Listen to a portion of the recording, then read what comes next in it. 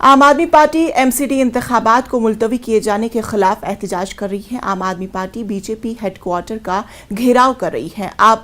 आपने इल्जाम लगाया है कि शिकस्त के खौफ से बीजेपी ने इलेक्शन कमीशन को डरा धमकाकर एमसीडी इंतखाबात मुलतवी करने के लिए दबाव बनाया है।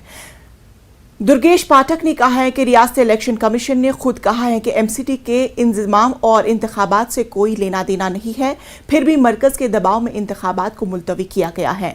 आपने इल्जाम लगाया है कि बीजेपी बदउनवान लोगों को अहम ओहदों पर बिठाती है, वक्त आने पर उन्हें डरा धमकाकर उनके मनपसंद काम करवा लेते हैं।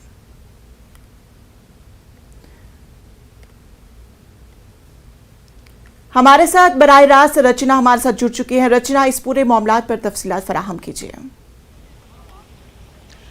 देखिए, जिस तरीके से एमसीडी के चुनाव अप्रैल में होने थे, लेकिन अभी फिलहाल ये चुनाव टल गए हैं। इसके बाद जिस तरीके से पंजाब में आम आदमी पार्टी को प्रचंड जीत मिली है, उसके बाद पूरा फोकस जो है वो आम आदमी पार्टी का दिल्ली एमसीडी के चुनावों पर है।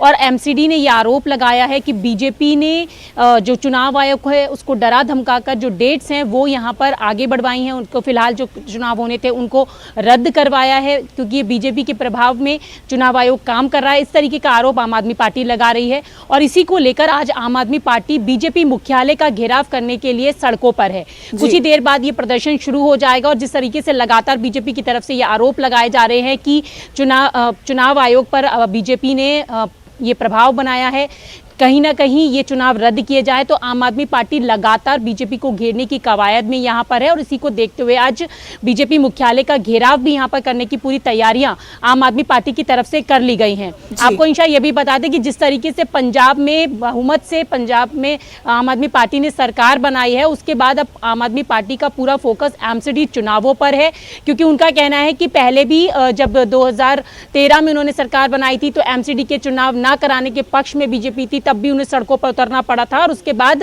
ये चुनाव कराए गए थे। और अब उसी तरीके के हालात है। जिस तरीके से ये कहा जा रहा था कि तीनों एमसीडी को एक किया जाएगा, फिलहाल ये चुनाव इसलिए यहाँ पर रद्द किए जा रहे हैं। लेकिन आम आदमी पार्टी आरोप लगा रही है कि बीजेपी को कहीं ना कहीं हार का डर है, इसलिए चुनाव आयोग पर उन्होंने ये दबाव बनाया। और रचना, क्या कुछ कयास लगाया जा रहा है कि आने वाले किस वक्त में एमसीडी के इंतखाबात मुनक्किद किए जा सकते हैं? देखिए, आम आदमी पार्टी तो पूरी तरीके से चाहती है कि अप्रैल में ही चुनाव होने चाहिए, क्योंकि पहले से तय समय था कि अप्रैल में चुनाव होंगे।